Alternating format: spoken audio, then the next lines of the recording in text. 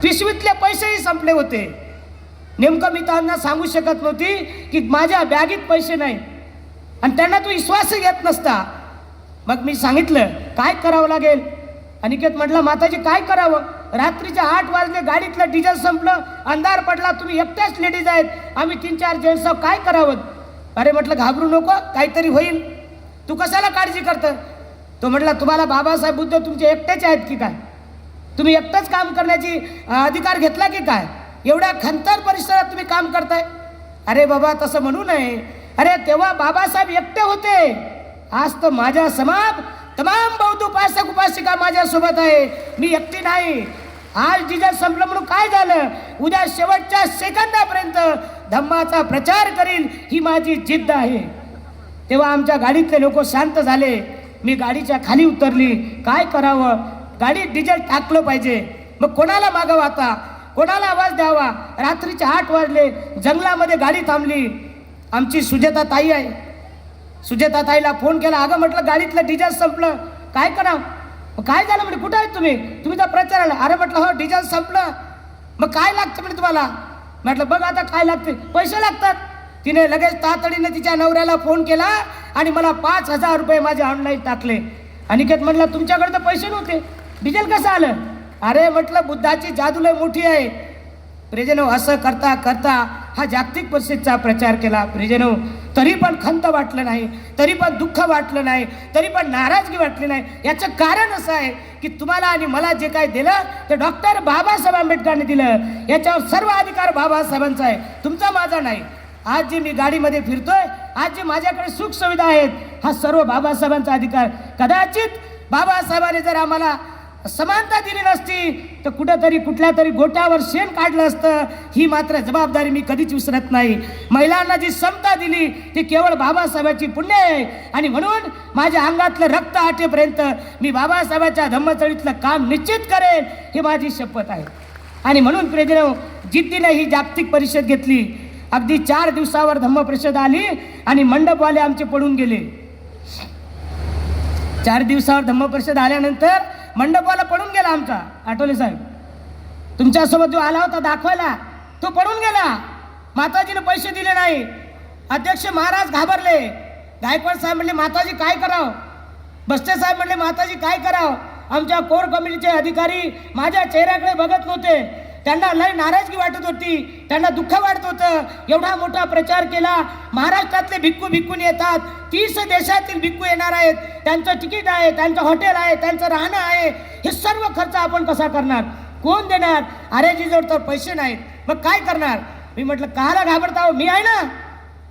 मला माहीत होतं मी आतमधून घाबरत होती, पण मी तरी म्हणत होती मी तुमच्या सोबत आहे.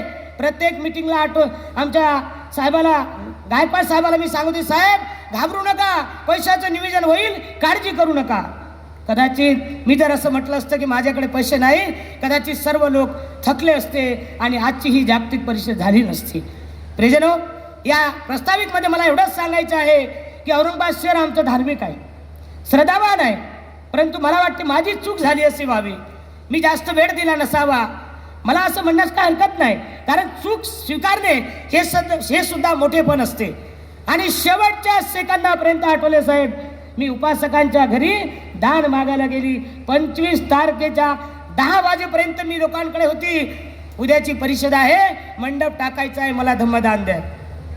सारे लोक इथं येऊ लागले, इथं फोन करतात, आणि मी लोकांच्या घरी होती. भीती एवढीच वाटत होती, जर मंडप पडला नाही परिषद होणार नाही. हे 30 देशातले लोक येणार नाहीत. 30 देशातून अनिल कुमार बस्ते साहेब हिमतीने त्यांच्याकडे गेले आणि ते म्हणले माताजी काळजी करू नका, कार्यक्रम निश्चित होईल, भव्य दिव्य कार्यक्रम होईल, तुमची जी इच्छा आहे तसाच मंडप होईल, काळजी करू नका. आणि बस्ते साहेबांनी दुजारा लावून आज जो भव्य मंडप तुम्हाला दिसते हा केवळ बस्ते साहेबांच्या प्रयत्नामुळे दिसते. मी बस्ते साहेबाला खूप, त्यांच्या परिवाराला धन्यवाद देतो. आणि आमचे दत्ता बनसोडे साहेब आणि गणेशजी यांनी कुठलाही पैसा न घेता हा मंडप या ठिकाणी टाकून दिला. प्रियजनो प्रास्ताविकमध्ये अतिशय आनंद होत आहे. माझ्या आयुष्यात मी कधी थकणार नाही, मला कधी दुःख वाटणार नाही. मी एकच माझ्या पुढे इच्छा व्यक्त करतोय की बाबासाहेब त्या काळात एकटे होते, माझा समाज माझ्यासोबत आहे, ही हिंमत माझ्यासोबत आहे, त्यामुळे मी काही थकत नाही. आणि म्हणून आपल्या सर्वांना जाता जाता एकच सांगू इच्छितो, कुठलाही धर्मगुरू असो, कुठलीही भिक्खुनी असो, तिला मात्र आपण जातीने मदत केली पाहिजे, स्वप्रेरणेनं मदत केली पाहिजे, स्वप्रेरणेनं तिच्याकडे गेलं पाहिजे. कार्यक्रम कुठलाही असो त्या कार्यक्रमात हिरारीने भाग आपण घेतला पाहिजे.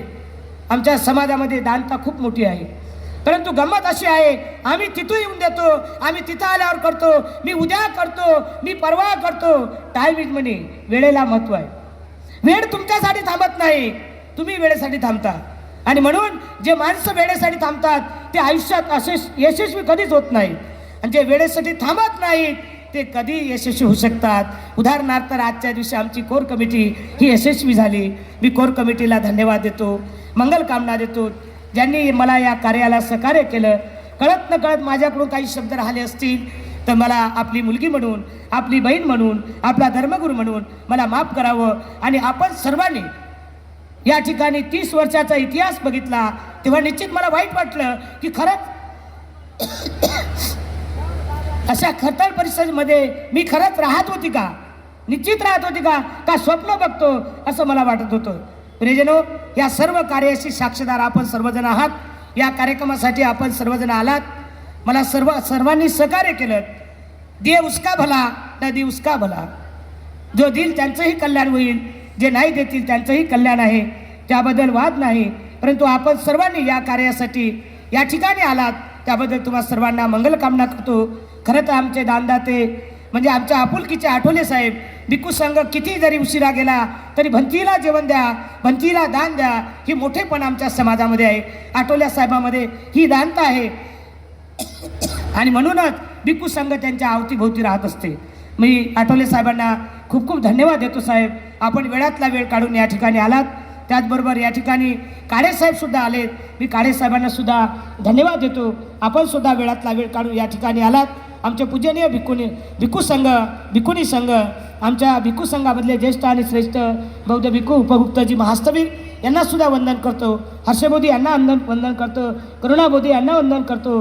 आमच्या भिक्खुनी संघ आणि भिक्खू संघाला मंगलकामना देतो. आणि या ठिकाणी माझी लांबलेली प्रास्ताविक या ठिकाणी मी थांबण्याचा प्रयत्न करतो.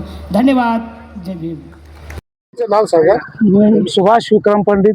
आम्ही एक भीम टेकडी इथे जास्त बौद्ध धम्म परिषद, जागतिक धम्म परिषद असल्यामुळे आम्ही माताजीचे अत्यंत कौतुक करतो आणि त्यांनी हे डेव्हलपमेंट केलं त्याच्याबद्दल आम्ही त्यांचे खूप आभारी आहोत.